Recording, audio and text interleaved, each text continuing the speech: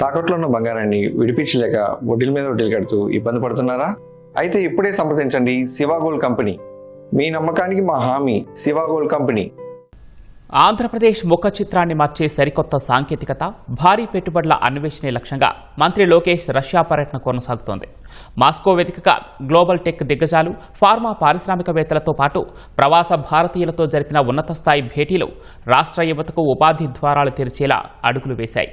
ప్రధాని మోదీ, సీఎం చంద్రబాబుల నమో double engine స్పీడ్తో రాష్ట్రాన్ని గ్లోబల్ డెస్టినేషన్గా మార్చేందుకు లోకేష్ సరికొత్త రోడ్ మ్యాప్ సిద్ధం చేశారు.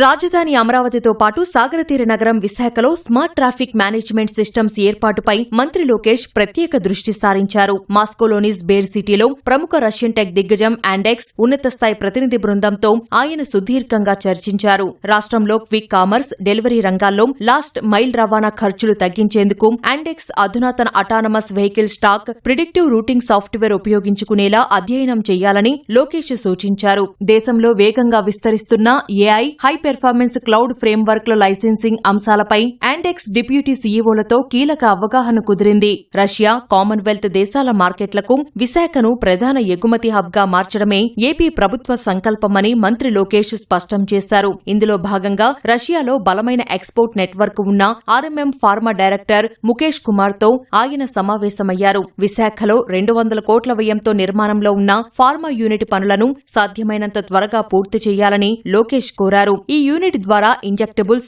టాబ్లెట్లు, క్యాప్సిల్స్ తయారవుతాయని ఆర్ఎంఎం ఫార్మా తెలిపింది. 2027 మార్చి నాటికి పూర్తిస్థాయి వాణిజ్య ఉత్పత్తి ప్రారంభమై 300 మంది స్థానిక యువతకు ఉద్యోగ అవకాశాలు లభిస్తాయని వెల్లడించింది. రష్యా పర్యటనలో భాగంగా మాస్కోలోని భారత రాయబార కార్యాలయంలో ఏర్పాటు చేసిన రష్యా ఇండియన్ డయాస్పోరా సమావేశంలో మంత్రి లోకేష్ ముఖ్య అతిథిగా పాల్గొన్నారు. దశాబ్దాల పరస్పర గౌరవం, వ్యూహాత్మక విశ్వాసంతో కూడిన భారత్ రష్యా స్నేహబంధం విడదీయరానిదని కొనియాడారు. రక్షణ, అంతరిక్షం, సైన్స్ అండ్ టెక్నాలజీ రంగాల్లో ఇరు దేశాల సహకారం అద్భుతమని గుర్తు చేశారు. ప్రస్తుత అంతర్జాతీయ పరిణామాల మధ్య ప్రధాని నరేంద్ర మోదీ, రష్యా అధ్యక్షుడు వ్లాదిమిర్ పుతిన్ నాయకత్వంలో ఈ దౌత్య సంబంధాలు నూతన శిఖరాలకు చేరాయన్నారు. ప్రపంచ వేదికపై ప్రధాని మోదీ దేశ కీర్తి ప్రతిష్టలను మరింత పెంచారని లోకేష్ తెలిపారు. సీఎం చంద్రబాబు విజనరీ లీడర్షిప్ లో ఆంధ్రప్రదేశ్ దేశంలోనే అత్యంత ఆకర్షణీయమైన పెట్టుబడి గమ్యస్థానంగా అవతరించిందని మంత్రి లోకేష్ డయాస్పోరా వేదికగా ప్రకటించారు. 2 ఏళ్లలో రెన్యూవబుల్ ఎనర్జీ,